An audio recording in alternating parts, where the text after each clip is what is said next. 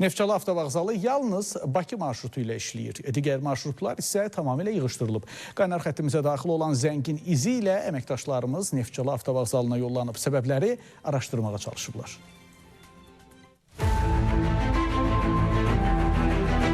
Vaxtilə bir çox bölgələrə sərnişin daşıyan Neftçala avtovağzalında bugün sükut hökm sürür. Müxtəlif istiqamətlərdə marşrut xətlərindən demək olar ki, əsər əlamət qalmayıb. Neftçala avtovağzalı 1986-cı ildən fəaliyyətdədir. Avtovağzalda kassa, gözləmə zalı, ana və uşaq otağı və digər yerlər var. Vaxtilə buradan Səlyan və Masallı rayonlarına, həmçinin Gəncə və Şirvan şəhərlərinə avtobuslar yola salınırdısa, indi yalnız Bakı marşrutlarına rast gəlinir. Sakinlərin dediyinə görə indi Neftçaladan yalnız Bakıya və Səlyana marşrutlar mövcuddur. Amma Səlyan marşrutları avtovağzala gəlmir və bu da sakinlər üçün ciddi narahatlıq doğurur. Əvvəllər gözəl, Gəncəyə də var idi, sonra Masallıya da vardı, Cəllabada da var idi. İndi yox, elə şey yoxdur. Bura hamısı bağlanıb da. Çətinlik yaradır sizin üçün? Əlbəttə yaradır. Kim girmək, gəlmək istəyəndə girinci olur da dayanır, saatlarla dayanır, avtobus olur, olmur. Səlyana gedirəm. Səlyan marşrutları avtovağzaldan Fransa daha da yaxşı olar.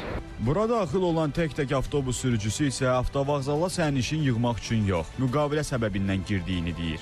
Yəni vağzaldan vağzala olan müqavilələrimiz var da. Deyilib, tapşırıq da verilib vağzal vasitəsilə ki, ora girilməlidir. Neftçala avtovağzalının direktoru Pənah Kərimovla da həmsöhbət oluruq. Mövcud vəziyyətlə bağlı qurumun rəsmisi bildirir ki, problemə səbəb Səlyan marşrutlarının şəhərin müxtəlif yerlərində dayanmasıdır.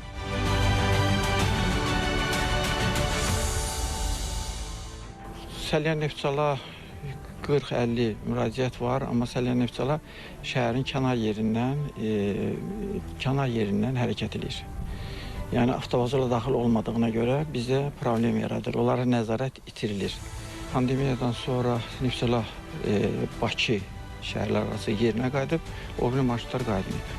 Məsələ ilə bağlı Azərbaycan Yerüstü Nəqliyyat Agentliyindən isə bildirildi ki, sözügedən avtobus sürücülərinə Neftçala avtovağzalına daxil olmaqla bağlı tapşırıq verilib və bununla bağlı işlər davam etdirilir. Qeyd edək ki, Neftçala avtovağzalında hazırda yalnız Neftçala-Bakı marşrutu mövcudluğunu saxlayır. Gün ərzində Neftçala ilə Bakı arasında 10 mikroavtobus işləyir. Yaqub Mehdioğlu, Vüqar Qaliboğlu, Hadur Osmanlı, Space TV, Neftçala.